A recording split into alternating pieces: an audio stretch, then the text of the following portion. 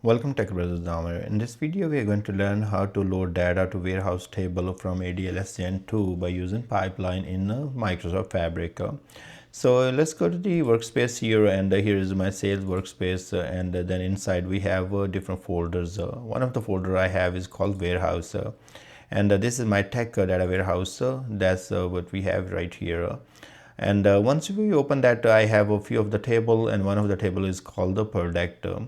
So now if I select the data from the product table, I don't have any data in this table.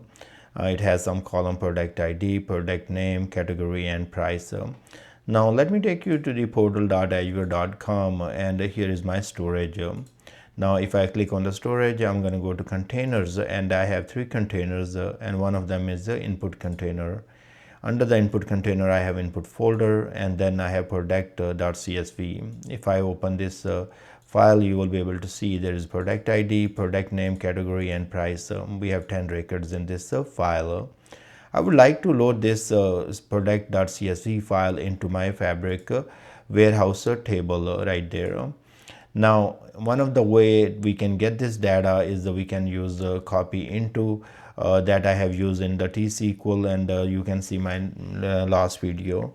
Other way, we can use the pipeline, and here we can go to the get data tab and go to the new pipeline.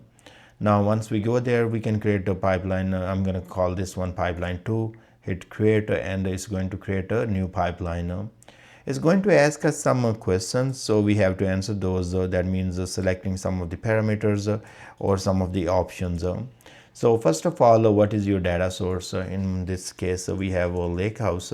Data lake, not lake house.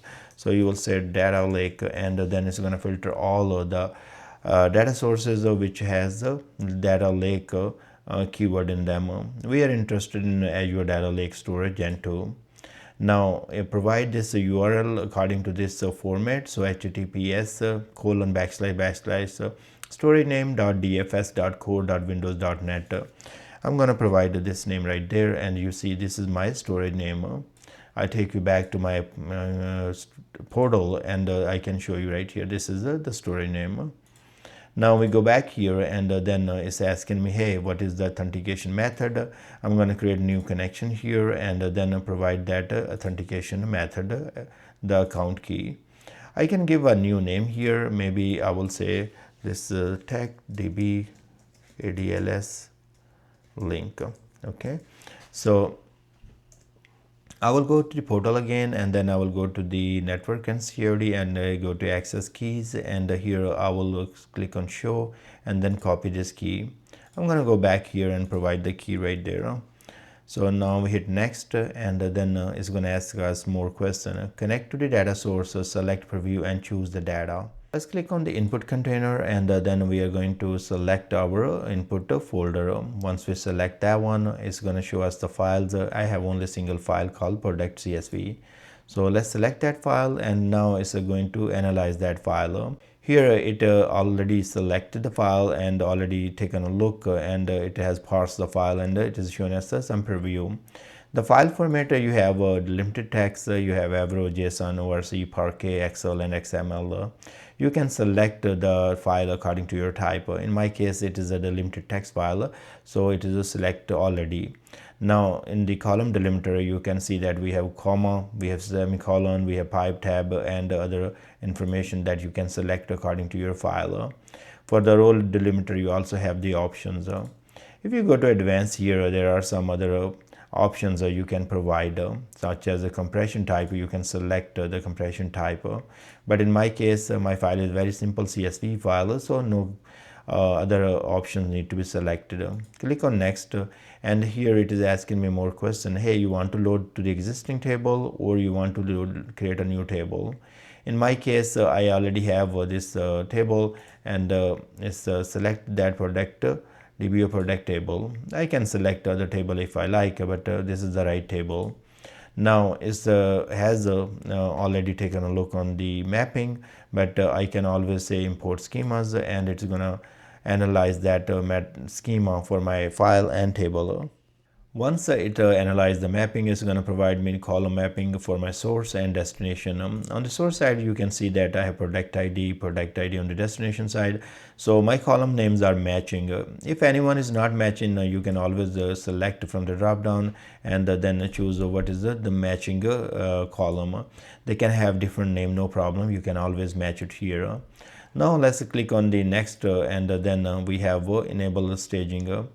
So this is when you specify whether to copy data via an interim staging store. Enable staging only for beneficial scenarios. In my case, my file is very small, so I don't think so I need staging area and all that. But you can read more, learn more, click on learn more and see different scenarios where it will be helpful. Now here if you want to write some default values, you can go ahead and add that, and here you can provide the column and then you can provide the value. In my case, I'm reading all the columns and I don't need any default values for any column. Now I'm going to hit next here and then it's telling me the summary is copying the data from the delimited text file, and that is the product CSV. Now it is telling me where it is going to write warehouse, and this is the table name. So you can start data transfer immediately, and or you can save it and run it later, but in my case I'm going to go ahead and execute. Our pipeline is executing. You can see it was in the queue and then went into progress, and now it's going to go to the success or failure. Finally it is successful.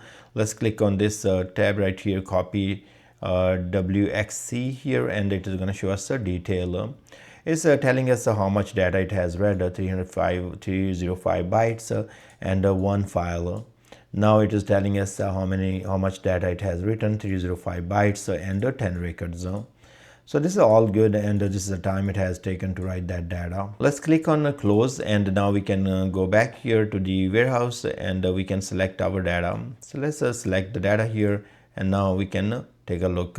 And we can see that 10 records are loaded in the product ID, product name, category, and price. So this is how you will be using the data pipeline to read the data from different sources and write to the warehouse. I hope you learned something nice out of this video. I will go ahead and maybe create more videos on the pipelines later when we will get to the pipeline session. This is a more where we are concentrating on the warehouse topic. Thank you very much for watching with this video. Please subscribe my channel, and I will see you guys in the next video.